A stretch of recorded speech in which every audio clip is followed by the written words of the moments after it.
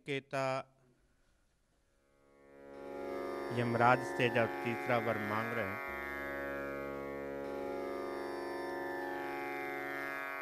तो यमराज नचिकेत को कहते हैं,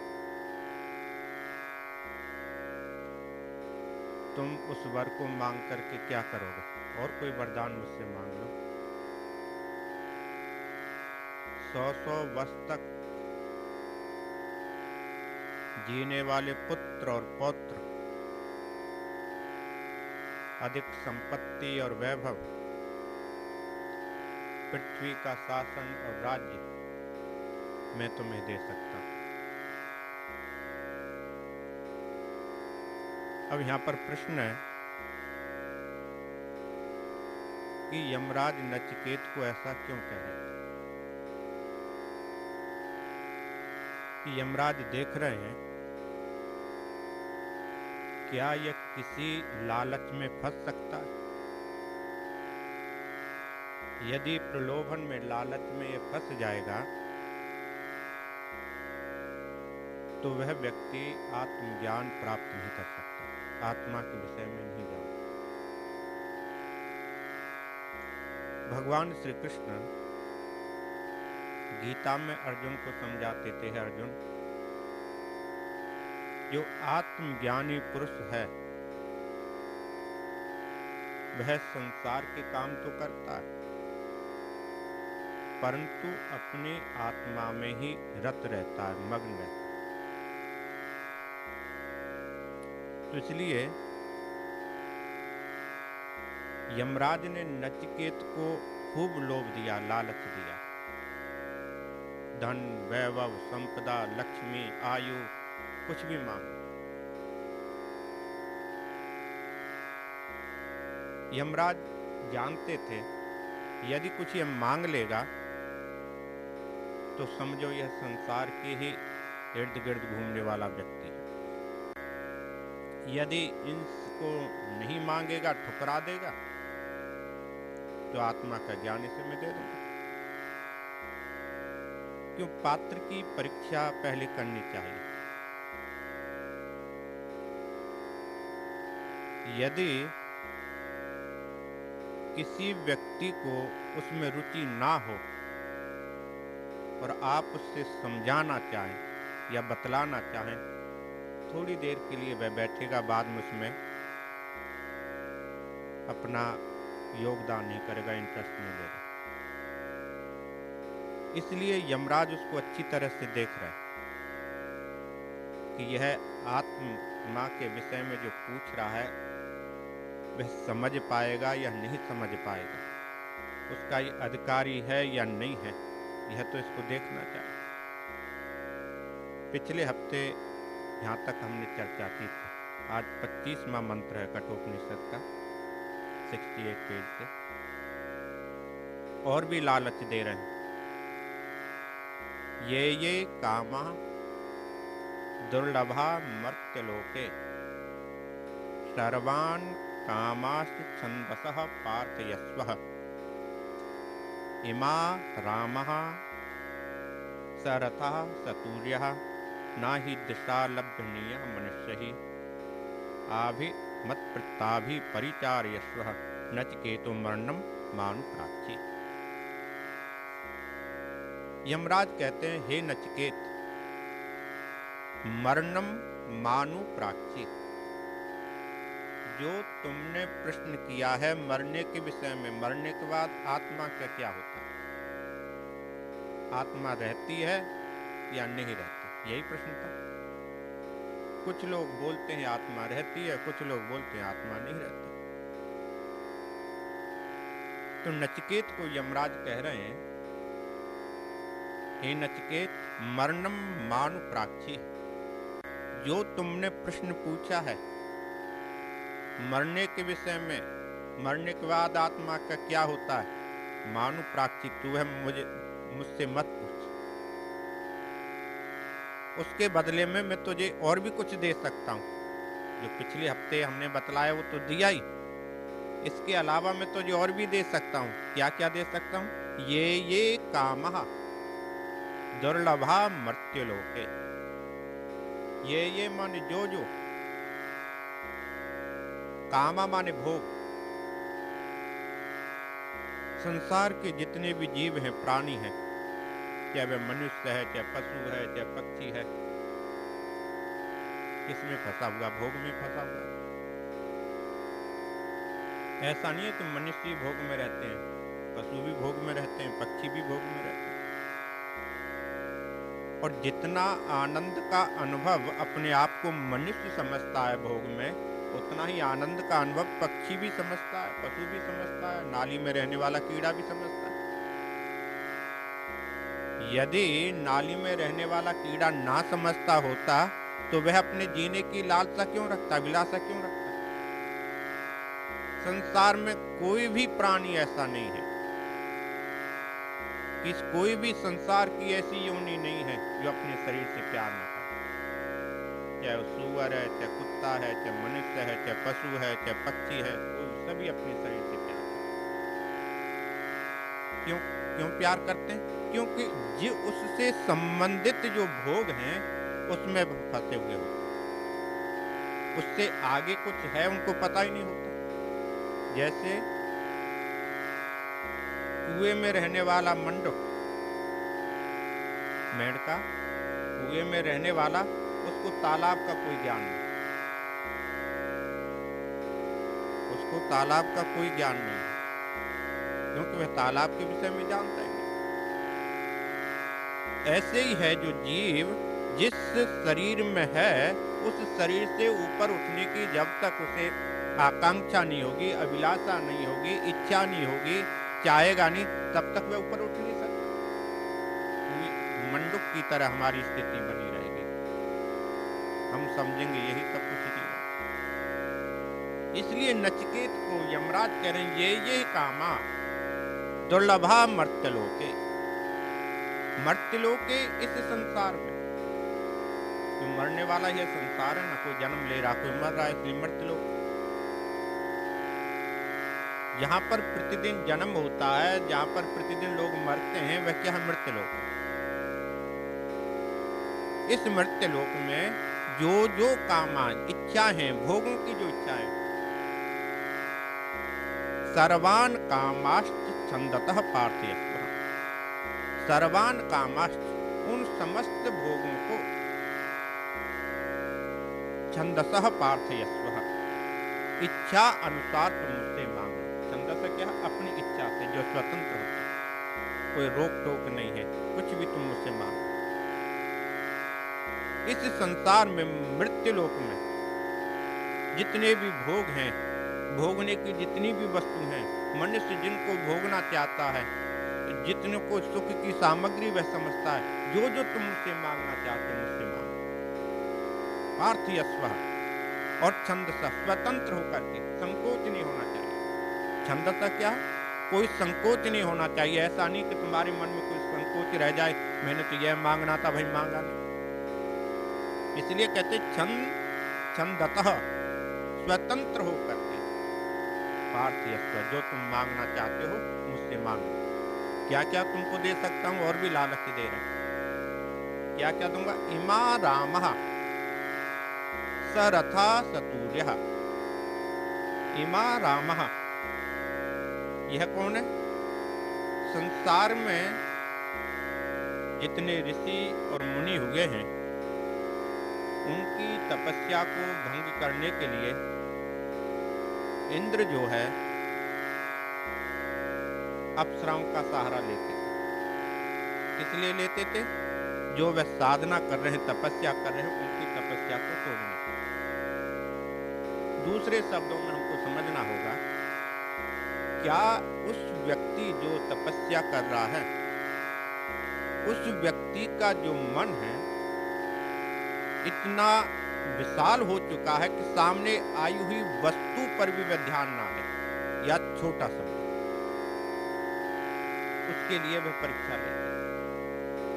जैसे छोटा बच्चा कोई खेल रहा है और आप उसे पढ़ने के लिए बोलो, एक साथ में उसके पास में पुस्तक रख दो विद्या के लिए, और एक तरफ उसके खिलौने रख दो खेलने के लिए, यदि विद्यार्थी होगा, विद्या चाहता है, पढ़ना चाहता है, तो पुस्तकों का चयन कर लेगा, पढ़ लेगा, और नहीं तो वह अपने खेलने में मस्त हो जाएगा।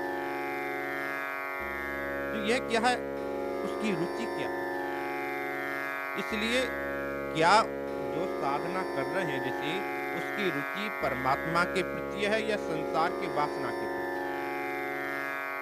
क्योंकि गीता में हमने पढ़ा था, भगवान श्री कृष्ण ने अर्जुन को कहा था, हे अर्जुन, जिस समय मनुष्य साधना करता है, उसके जीवन में जितने भी संसार के भोग हैं, उनका प्रलोभन जो है, जो लालच जो है, उनके सामने आकर के खड़ा हो जाता है। उसके सामने वे चीजें उपस्थित हो जाती हैं, आ जाती हैं। क्या उस साधना में ही करते हुए उस लोभ में फंस करके वहीं पर रह जाता या उससे ऊपर उठता? यदि उससे ऊपर उठ गया तब तो क्या है, मुक्ति को प्राप्त हो जाएगा या मुझको प्राप्त हो जाएगा। और यदि वहीं पर वह फंस गया तो वहीं तक वह सीमित रहेगा। तो इसी बात को यमराज नचिकेत को कह रहे हैं, क्या क्या मैं तुझे दे सकता हूँ? इमहा रामहा सरथा सतूर्या, सुंदर से सुंदर अप्सराएं, जो अप्सराएं मृत्यु लोक में साधारण मनुष्य को प्राप्त नहीं होती, उपलब्ध नहीं होती, मिल नहीं सकती। और इतना ही नहीं, सरथा ससूर्या, तुम्हें अद्भुत प्रकार के रथ, अच्छे से अच्छे जो रथ हैं, वह मैं तुम्हें प्रदान कर सकता हूँ। कैसे रथ हो, कैसे घोड़े हो, जो तुम्हारी इच्छा के अनुसार दौड़ने वाले। क्योंकि मनुष्य की लालसा होती है, मेरा घोड़ा मेरे अनुसार भागे, मैं जितनी गति से उसे भगाना चाहूं उतनी गति से वह भाग पाए। यदि मेरे अनुसार, कहने के अनुसार वह भागेगा तो क्या है कि मैं नंबर 1 पर रहूंगा, इसलिए मेरी विजय। इस प्रकार का प्रलोभन है। और उसके बाद सतूर्या, संसार में क्या है कि मनुष्य कई बार इन संसार की चीजों से उदास हो जाता है, इसलिए नाच गाना भी होना चाहिए। गाद्य, नाच गाना बजाना, यह सब वस्तुएं मैं तुम्हें अपने आप प्रदान कर दूंगा, दे दूंगा। ना ही दृशा लभनीय मनुष्य ही, ईदृशा मनुष्य ही, मनुष्यों को इस प्रकार की वस्तुएं प्राप्त नहीं होती। नचिकेत को कह रहे हैं, जैसे कोई बड़ा व्यक्ति छोटे बच्चे को कहता है, जो मैं तुझे दे रहा हूं ले ले, कल को तुझे नहीं मिलने वाला, ठीक है कि नहीं? कल को तू मुझसे मांगे फिर नहीं तुझे मिलेगा। और साधारण लोगों को तो मिल ही नहीं सकता, इसके लिए बहुत कुछ करना पड़ता है। इसलिए नचिकेत को यमराज प्यार से भी कह रहे हैं, लालच से भी कह रहे हैं, प्रलोभन भी दे रहे हैं, डांट के भी कह रहे हैं, इस प्रकार की जो वस्तु मैं तुझे दे रहा हूं, ईदृश ही मनुष्य ही, इस प्रकार की मनुष्य लोक में सभी लोगों को मिल नहीं सकती। और इस संसार में कोई चाहे भाई मैं बहुत बड़ा राजा बनना चाहता हूं, कोई बन सकता है अपनी इच्छा से। किसी व्यक्ति को कहो कि मेरे मन के अनुसार मेरे पास पृथ्वी होनी चाहिए, मेरे मन के अनुसार मैं संसार में राज्य कर सकूं लोगों के ऊपर, मेरे मन के अनुसार जब मैं चाहूं नाच गाना बजाना होना चाहिए, जब मैं चाहूं अपनी इच्छा के अनुसार आभूषण स्वर्ण जो भी चाहूं मेरे पास प्राप्त हो जाए, ऐसा हो सकता है? होना कठिन है। परंतु यम कहते हैं नचिकेत को, मैं तुझे सब कुछ दे देता, तुझे कभी तेरे मन में इच्छा होगी नहीं कि असंतुष्टि हो कि मेरे पास में यह वस्तु नहीं। संसार में जो मनुष्य है कब असंतुष्ट होता है? दूसरे को देख, अपने आप से असंतुष्ट नहीं होता। दूसरे को देखेगा, किसी के पास 20 मिलियन का मकान है और एक के पास 10 का, तो 20 वाला बड़ा खुश है, और 30 वाला आ गया तो बेचारा संतुष्ट हो गया। अब तक तो वह खुश था, उससे थोड़ी देर के बाद बड़ा उससे आ गया तो असंतुष्ट हो गया। व्यक्ति अपने आप से असंतुष्ट नहीं होता, वह हमेशा संतुष्ट है, परंतु असंतुष्ट का होता है जब दूसरे को देखता है। यह तो जब दूसरे को किसको देखेगा, उससे ज्यादा तो किसी के पास है नहीं। सब कुछ तुम्हारे पास में होगा तो उससे अधिक किसी के पास है ही नहीं। इस प्रकार की वस्तु जब मैं तुम्हें देख रहा हूं तो ले लो, और ऐसा किसी को मिल नहीं सकता। आविर्मत प्रताभी परिचार्यश्व, यहां पर क्या कहते हैं कि आभी मत प्रताभी, मेरे मेरे द्वारा दी हुई मत, मेरे द्वारा प्रत अभी मेरे द्वारा दी हुई परिचार यस्व, उन वस्तुओं से तुम सेवा करा लो। तुम जो ये वस्तु हैं, रमा, स्त्रियां आदि, अप्सराएं, धन, वैभव, संपदा, लक्ष्मी, वैभव, जो कुछ है कि यह क्या है, सुख के मनुष्य सोचता है शायद इससे सुख की उपलब्धि हो जाएगी, वह तुम्हें सुख ले लो, उसका प्रयोग कर लो, उपभोग कर लो भोगों का। नचकेत मरणम मानु प्राप्ति, हे नचकेत, मरण संबंधित जो तुमने प्रश्न मुझसे पूछा है, तुम इसको छोड़ दो और कुछ मांगो। जब नचिकेत को इतना प्रलोभन दे दिया, अब नचिकेत यमराज को क्या कहते हैं? शोभोभा मर्तस्य यदंतक एततः सर्वेन्द्रियाणां जर्यन्ति तेजः अपि सर्वं जीवतम अल्पमेव तदेव वाह तव नित्य गीते। यमराज को नचिकेत ने कहा कि आपने जो मुझसे कहा है मैं उसका खंडन नहीं करता, काटता नहीं आपकी बात। जो आपने मुझे कहा कि ये वस्तुएं मैं तुम्हें दे दूंगा, मैं तुमसे मना नहीं करता, परंतु मेरे भी कुछ सुन लो ना, जो मैं भी तुमको सुनाना चाहता हूं। अपनी आप तो कह रहे हो, आपकी बात तो मैंने सुन ली, पर मेरी भी सुनो। क्या? अंतकः, अंत क्या होता है? जो व्यक्ति का अंत कर दे। अंत करने वाला कौन है? यम, इसलिए अंतक उसका नाम है यमराज। उन्होंने अंतक शब्द का प्रयोग किया है। देखो, किसी शब्द का प्रयोग करे उस पर भी ध्यान देना होता है। अंतक, हे यम, शोभाभा, स्व मन कल, स्व क्या होता है? कल, आने वाला जो कल है, आने वाला जो कल है उसकी कल्पना हम कब तक कर सकते हैं? विचार करके देखो। आने वाले कल की कल्पना हम कब तक करेंगे? क्या हमारे जीवन में ऐसा समय आएगा कि हम आने वाले कल को देख पाएंगे? एक ना एक दिन तो वहां पर खत्म होना होगा। किसी को कहो कि तुमको 10,000 साल तक रहना, जब उसके 10,000 साल हो जाएंगे तब कल को देख पाएगा?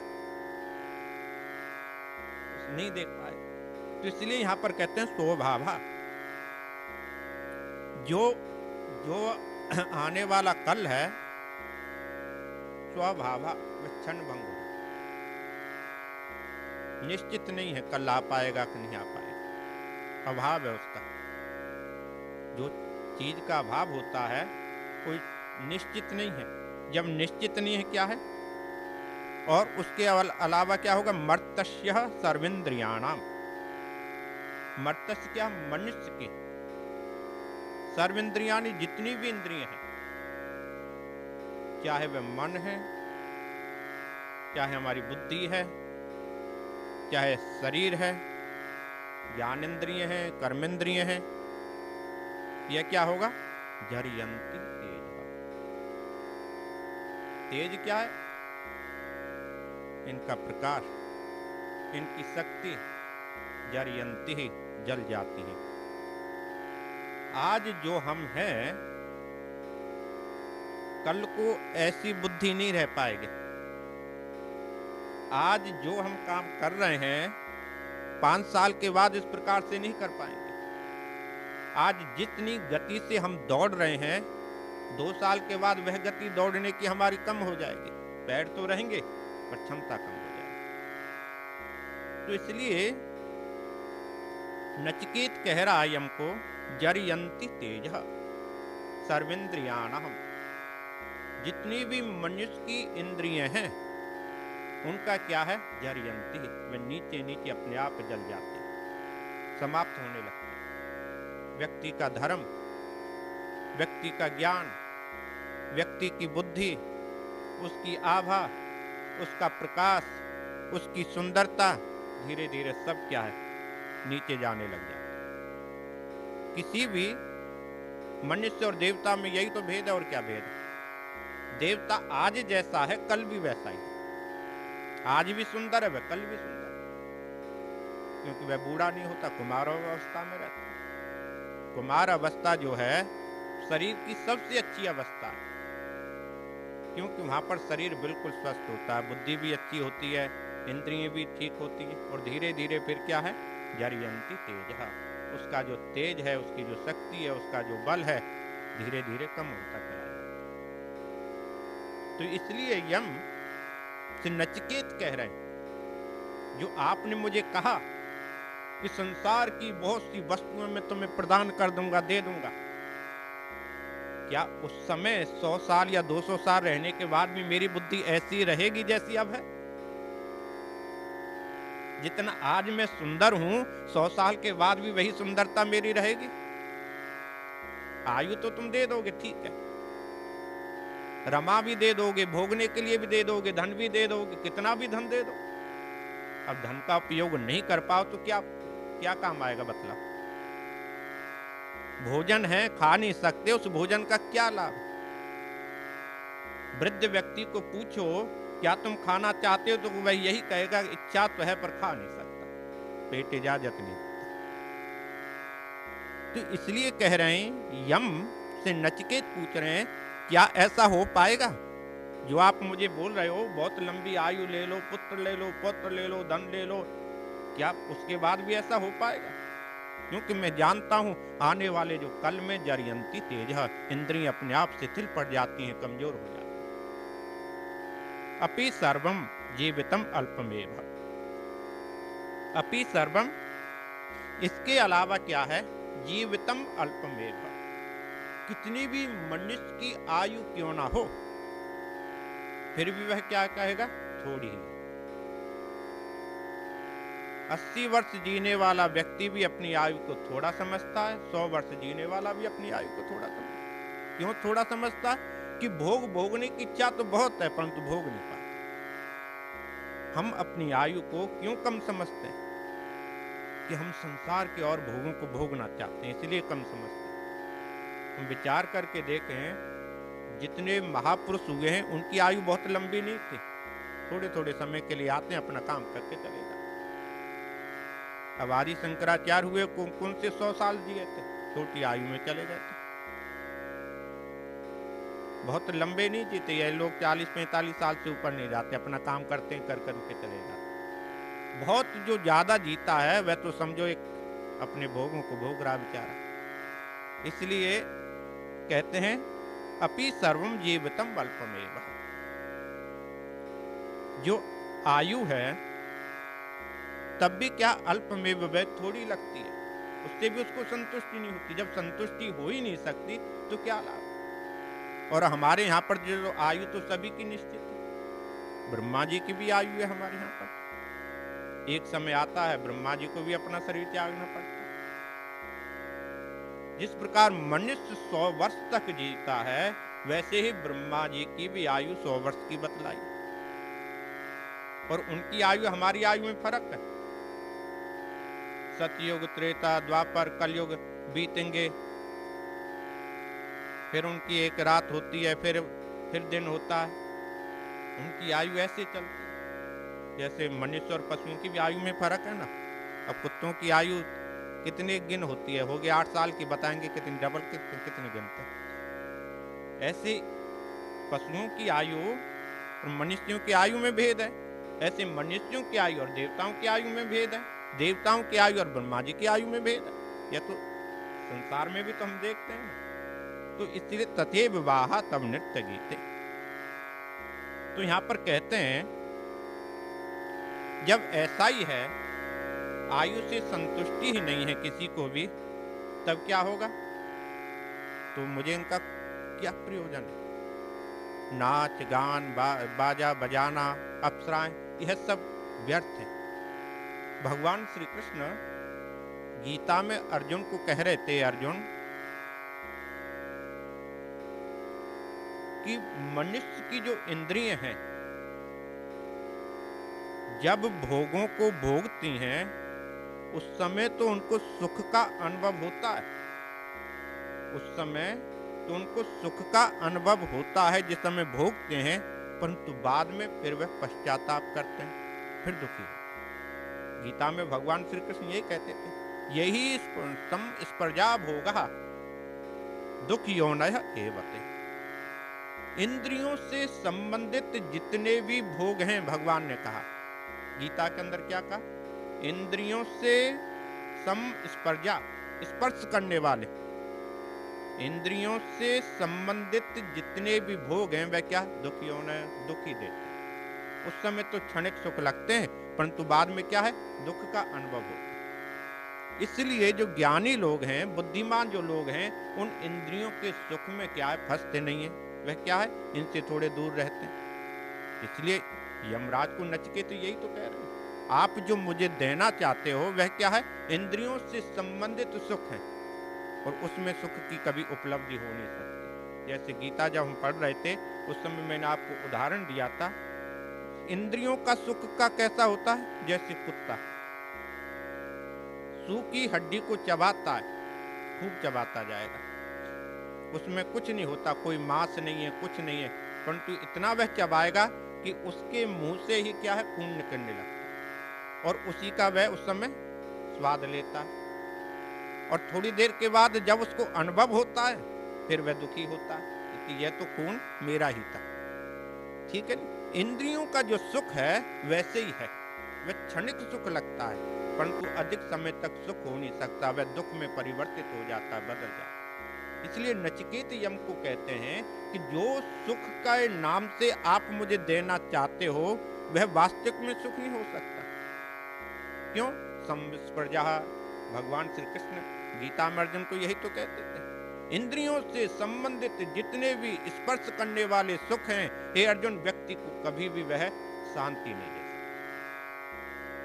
इसलिए ज्ञानी लोग जो हैं वह आत्मा में रत रहते हैं, इंद्रियों से संबंधित सुख को वह त्याग देते हैं। अगले में कहते हैं, ना वित्तेन तर्पणीयो मनुष्यः लप्सा महे वित्तम अद्राक्म चेतत्वा जीविष्यामो यावद इष्यसि त्वं वरस्तु मे वरणीयः स एव च ना वित्तेन तर्पणीयो मनुष्यः। नचिकेत कहते हैं कि क्या संसार में कोई भी ऐसा व्यक्ति है, वित्तेन तर्पणीयः, धन से संतुष्ट हुआ, धन से संतुष्ट हुआ हो, ऐसा कोई व्यक्ति है संसार में? उसकी इच्छा बढ़ती जाती है। भर्तृहरि ने अपने नीति शतक में लिखा है, कालो न याता वयमेव याता, भोगा न भोक्ता वयमेव भोक्ता, तृष्णा न जीर्णा वयमेव जीर्णा। कि मनुष्य की जो तृष्णा है वह जीर्ण नहीं होती, वह कमजोर नहीं पड़ती, मनुष्य की इंद्रियां कमजोर पड़ जाती। तृष्णा तो ऐसे बढ़ती है जैसे अग्नि के अंदर घी डाल दिया जाए, अग्नि के अंदर जैसे घी डालते हैं वह फैलती जाती है, वैसे ही मनुष्य की ज्यों-ज्यों आयु बढ़ती है और इंद्रियां कमजोर होती हैं, आयु बढ़ती है, और उसकी साथ आयु के साथ साथ तृष्णा उसकी बढ़ती जाती है। इसलिए यम को नचिकेत कह रहे हैं, वित्तेन तर्पणीयो मनुष्यः ना। मैंने संसार में आज तक कोई भी ऐसा व्यक्ति नहीं देखा, ना सुना, जो धन से जिसको संतुष्टि हुई हो, कि किसी को कह दिया जाए तुम्हारे पास इतना धन आ जाएगा तुम संतुष्ट हो जाओ। कोई भी संतुष्ट नहीं होता, वह बढ़ता ही जाता है। भर्तृहरि जैसे कहते हैं, तृष्णा न जीर्णा वयमेव जीर्णा, व्यक्ति जीर्ण हो जाएगा। जैसे जीर्ण का मतलब कपड़ा जैसे फट जाता है, कि शरीर ऐसे जीर्ण हो जाएगा, क्षमता खाने की, पीने की, सोचने की क्षमता तो कमजोर हो जाएगी, परंतु तृष्णा उसकी जीर्ण नहीं होती। लप्सा महे वित्तम अद्राक्ष देता। तो इसमें कहते हैं चेतः, चेत माने यदि यम को कहते हैं नचिकेत, मैंने तो क्या है आपका दर्शन प्राप्त कर लिया। यदि किसी व्यक्ति को कह दिया जाए कि तू इस कुएं के पास बैठ जा, जब तेरी इच्छा होगी तू पानी पी लेना, तो उससे संतुष्ट किया कि नहीं? क्योंकि उसको पता है मेरे पास पानी है। जब उसको एक परात में या एक बाल्टी में पानी दे दो और यही इसी पानी से तुझे गुजारा करना है, तो 10 परातों 10 बाल्टियों को इकट्ठा करने की इच्छा करे। और यदि आप कह दो यह कुआं है, जब तेरी इच्छा हो पानी पी लेना, तो उसको संतुष्टि। तो इसलिए यम से कह रहे हैं नचिकेत मुझे तो संतुष्टि है, क्योंकि मैंने आपका दर्शन कर लिया। जब इच्छा होगी मैं आपसे मांग लूंगा। व्यक्ति क्यों उदास होता है? कल के लिए भयभीत होता है, शायद वस्तु मुझे मिलेगी या नहीं मिलेगी। जब मुझे पता है मेरे पास में यह वस्तु है, मैंने आपका दर्शन कर लिया और आप मुझे देना चाहते हैं तो कल भी दे सकते हैं। जब मुझे आवश्यकता होगी इसलिए मैं ले लूंगा। तब क्या है, लक्षा महे वित्तम अद्राक्ष चेत, क्योंकि त्वाम अद्राक्षम, आपके तो मैंने दर्शन प्राप्त कर लिए, इसलिए मुझे उसकी आवश्यकता नहीं है। जब इच्छा होगी ले लेंगे। किसी के पिता के पास बहुत धन हो, माँ के पास धन हो, और वह अपने बेटे को कहे जब इच्छा हो तू ले ले, तो उसको क्या चिंता है? जब इच्छा होगी उससे जाके ले लेगा। वह इकट्ठा करके क्यों सिरदर्दी करे, बताओ। इसलिए नचिकेत कह रहे हैं यम को, अद्राक्षम, मैंने तो तुम्हारा दर्शन प्राप्त कर लिया है, इसलिए इस वस्तु की मुझे आवश्यकता नहीं, कभी आवश्यकता होगी तो देख लेंगे। और जीविष्यामो यावदिष्येत्वम, आप कहते हो तुम मुझसे 100 वर्ष तक जीने की इच्छा जो रखते हो ले लो। अब इसको जी करके ज्यादा क्या करेंगे? क्यों? मारने वाला भी तो यमी होता है। अब आप बताओ, जब आपकी इच्छा होगी तब मुझे आप मार दोगे। ठीक है कि नहीं? तो इसलिए ये भी वरदान लेकर मैं आपसे क्या करूंगा? जब आपकी इच्छा होगी तब मेरे जीवन को तुम ले लोगे, और जब आपकी इच्छा नहीं होगी तो मुझे रहने दोगे। इसलिए इसको भी वर को मैं क्या करूंगा, आप बताओ। वरस्तु में वर्णीय स एवह, कहते हैं वरस्तु एवह, वर, मैंने जो वर मांगना था, वर तु, वह मैंने आपसे मांग लिया। मैंने तो यही वर मांगा है कि संसार में मरने के बाद आत्मा का क्या होता है, रहती है या चली जाती है। यह वर मुझे चाहिए, आप यह वर मुझे दे दो। जो वस्तु आपने कही उनकी मुझे आवश्यकता नहीं है, क्योंकि आप मेरे पास में हैं। और उसके बाद फिर वह क्या कहते हैं, अजीर्यताम अमृताम अनुपेत्यः जीर्यन् मर्तः क्वदस्त प्रजानन अविध्यानन वर्णति प्रमोदा नाति दीर्घे जीवते को रमेतः। कहते हैं जीर्यन् मर्तः, कि जो मनुष्य का नाम क्यों पड़ा है? एक तो मत्वा कर्माणि सिद्ध्यन्ति थी, मनुष्य में सोचने और समझने की क्षमता, इसलिए मनुष्य। दूसरा मरणशील है। जब मरणशील है, उसका नाम भी पड़ा हुआ है मर्त्य, जो मर जाएगा उसी का नाम तो मर्त्य। और जो नाम है उसका, उसको आप कैसे बदलोगे? जिस वस्तु का नाम ही है मर्त्य, मरना है, उसको आप कैसे बदलोगे, बताओ। अग्नि का काम है जलाना। अब आप अग्नि को कहो तुम जलाना बंद कर दो, हो सकता? उसका स्वभाव क्या है? जलाना, स्वाभाविक उसका यह कर्म। तो इसलिए मर्त्य, मनुष्य का स्वाभाविक कर्म क्या है?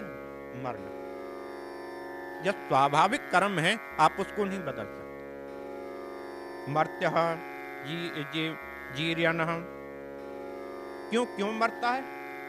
जीर्यन, यह कमजोर होता है, शिथिल होता है। जीर्ण होने के कारण संसार में भगवान श्री कृष्ण ने गीता में अर्जुन को दूसरे शब्दों में कहा, हे अर्जुन, संसार में जितनी भी वस्तुएं हैं परिवर्तनशील हैं, बदलती। और कौन सी चीज बदलती हैं? जो जीर्ण होती हैं। छोटा सा पौधा बड़ा होता है और उसके बाद क्या है? सूख जाता है। पत्ते लगते हैं, गिर जाते हैं, फिर पत्ते आ जाते हैं। यह क्या? परिवर्तनशील है। इसलिए क्या कहते हैं इसमें? कहते हैं जीर्यन मर्तः, जीर्ण वस्तु जब हो रही है, कमजोर वस्तु जब हो रही है, कमजोर हो जाने के बाद उसका क्या होगा? मरते अपने आप समाप्त हो जाएगा। मरणशील है मनुष्य। और प्रजाननः, इस वस्तु को अच्छी प्रकार से जो समझता है, क्वधः स्थः, को कहते हैं पृथ्वी को, पृथ्वी के ऊपर जो स्थित है, पृथ्वी के ऊपर जो स्थित है, बैठा हुआ है, जो रहता है, वह कौन है? जितने भी जीव हैं, चाहे वह मनुष्य है, चाहे पशु है, चाहे पक्षी है, चराचर है, जो भी हैं, वह सभी क्या है? क्वधः स्थः, इस पृथ्वी के ऊपर जो है, वह क्या? अजीर्यताम। उन्होंने प्रश्न किया है नचिकेत ने, क्या संसार में कोई ऐसी वस्तु है पृथ्वी के ऊपर रहने वाली? अजीर्यताम, बुढ़ापे से रहित। मनुष्य भी वृद्धावस्था में जाता है, पशु भी जाता है, पक्षी भी जाता है, वृक्ष भी जाते हैं। अजीर्यताम, क्वधः स्थः, इस पृथ्वी के ऊपर जितनी भी स्थित हैं, वस्तुएं हैं। यम से पूछ रहे हैं नचिकेत, क्या कोई ऐसी वस्तु है जो अजीर्यता, बुढ़ापे को प्राप्त नहीं? संसार की कोई ऐसी वस्तु नहीं है जो वृद्धावस्था को प्राप्त ना होती। और फिर अमृतानुपेत्य, जब बुढ़ापे को प्राप्त होना ही है तो फिर अमृताम अपेत्य, जब सामने आपके अमृत आ रहा है, उसको त्याग दे, छोड़ दे, तो इससे ज्यादा मूर्ख कौन व्यक्ति हो सकता? कि यम को नचिकेत कह रहे हैं, आप तो कह रहे हैं मुझसे वो वस्तु मांग लो, यदि मैं मांग लूंगा आपके कहने से तो मैं तो मूर्ख हूंगा। क्यों? अमृत को छोड़ करके जीर्ण अवस्था होने वाली वस्तु को मैं मांग लूं। जैसे श्रीमद् भागवत में आता है कि जिस समय सुखदेव जी राजा परीक्षित जी को श्रीमद् भागवत की कथा सुनाने लगे, तो उन्होंने कहा, यह कथा का पान हमें करा दो और तुम हमसे अमृत ले लो। सुखदेव जी ने वहां पर कहा कि कांच और हीरे में फर्क होता है। चमकते तो दोनों हो सकता है, हीरे से ज्यादा कई बार कांच भी चमक जाता है, परंतु कांच अपनी जगह कांच होता है और हीरा अपनी जगह हीरा होता है। तो यहां पर कह रहे हैं कि इसलिए यम को नचिकेत कह रहे हैं, क्या कह रहे हैं? अमृतानुपेत्य, उस अमृत वस्तु को प्राप्त करके मरणशील जो वस्तु हैं, जीर्ण होने वाली जो वस्तु हैं, नाश होने वाली जो वस्तु हैं, पतन होने वाली जो वस्तु हैं, उन वस्तुओं को प्राप्त करके मैं क्या करूं? इसलिए मुझे वह चाहिए, उपेत्य अमृतान, उस अमृत तत्व को मैं प्राप्त करना चाहता हूं। अविध्यायनः वर्णति प्रमोदा, क्या कहते हैं? वर्णरति प्रमोदानः, कहते हैं रति क्या होता है? कामदेव। कामदेव की स्त्री का क्या नाम है? रति। संसार की इन वस्तुओं में क्या है? प्रमोदान, आनंद जो है क्षणभंग है, अधिक समय तक तो मिलने वाला नहीं, इसलिए उसको मैं प्राप्त करके क्या करूंगा? अविध्यायनः, बार बार चिंतन करता हुआ, बार बार ध्यान करता हुआ क्या होगा? अति दीर्घे जीविते को रमेतः, मैं सोचता हूं जीवन में बहुत से आयु प्राप्त करने वाले जो व्यक्ति हैं, अधिक समय तक इनमें रमण नहीं कर सकते, रह नहीं सकते। इसलिए मुझे क्या है? अमृत जो वस्तु है, आत्मा जो वस्तु है, उस वस्तु का ही मुझे ज्ञान करना है, वही मैं जानना चाहता हूं। यस्मिन् इदं विचिकित्सन्ति मृत्योः यत् सांपराये महति ब्रूहि नस्तत् योऽयं वरो गूढ़म् अनुप्रविष्टः नायं तस्मा नचिकेतः वृणीते। यहां पर कहते हैं, हे मृत्यो, हे यम, यस्मिन्, यस्मिन् माने जिसमें, महती संपराये, कि आश्चर्यमय जो है, आत्मज्ञान क्या है? आश्चर्यवत है। भगवान श्री कृष्ण ने गीता में कहा था, आश्चर्यवत पश्यति कश्चिदेन। हे अर्जुन, इस आत्मा को कोई आश्चर्य के समान देखता है।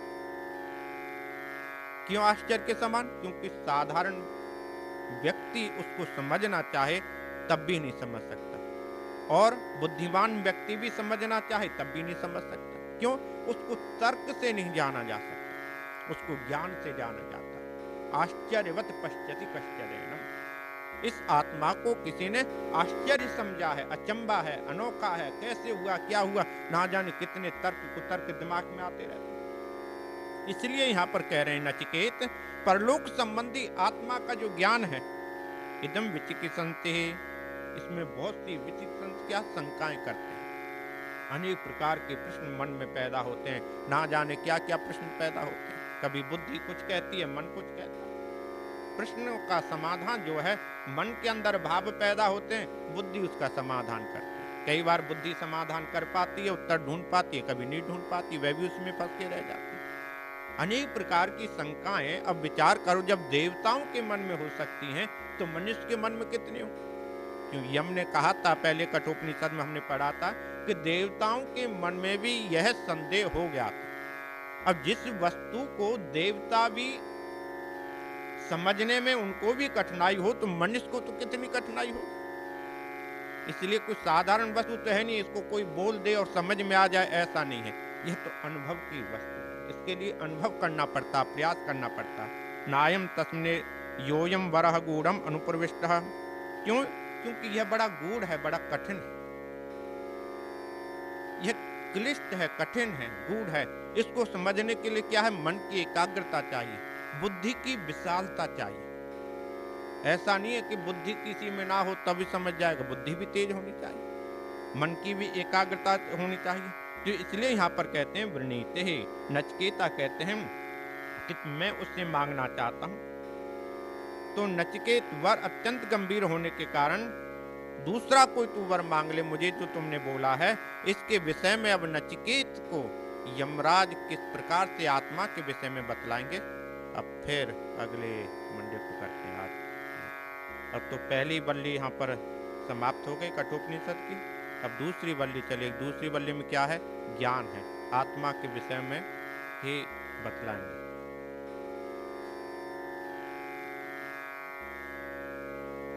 पर उसका जन्म हुआ था तो वहां से जहां पिछला ज्ञान उसने छोड़ दिया था, वहां से वह ज्ञान उसका